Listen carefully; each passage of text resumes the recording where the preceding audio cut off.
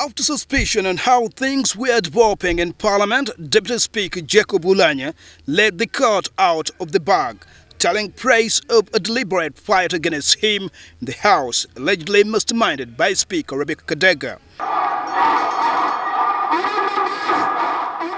It looks the increasing gap between the leader of government business and the Speaker is only giving the Prime Minister a lay in Oulanya.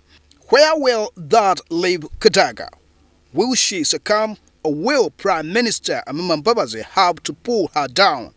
The leader of government business has always accused the Speaker of Parliament of being unavailable, while the Speaker accuses the Prime Minister of deal-dallying with business in the House. They don't have an alternative to working together.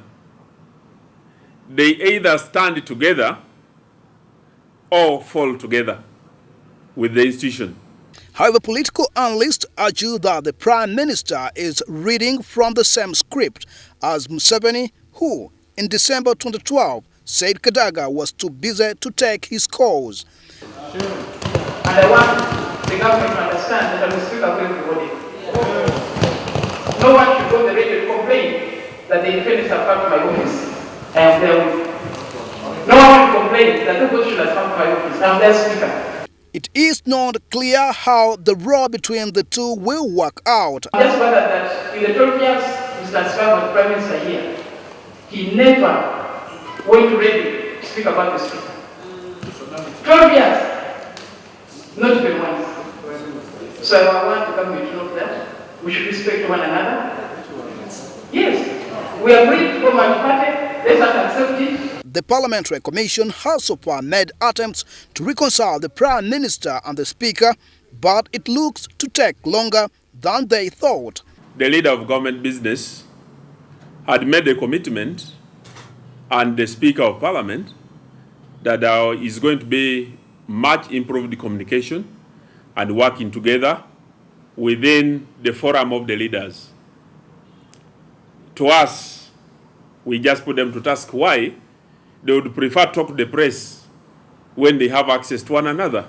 Interesting to watch is how they will handle the deepening standoff now that even the Deputy Speaker Oulanya finds himself into it.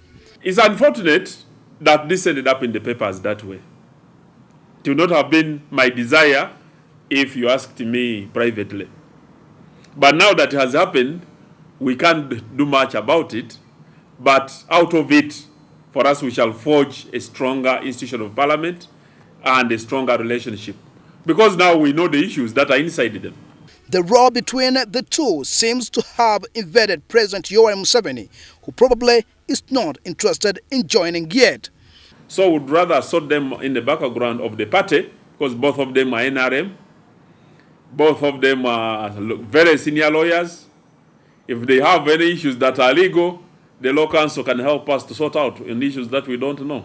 If it is at political level, really the party can be there to handle.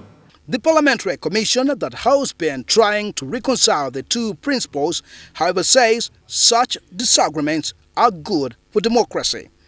The only conclusion I can see out of their discussion and the reports is that a lot has been done without them communicating directly.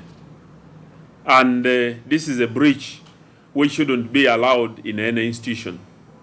That the Speaker has issues without knowing the feelings of his deputy, or the deputy is doing issues without knowing why the Speaker is doing them.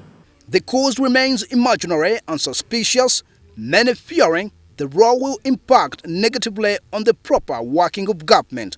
Only time will tell where this development leads the country. Mbabazi, Television, Kampala.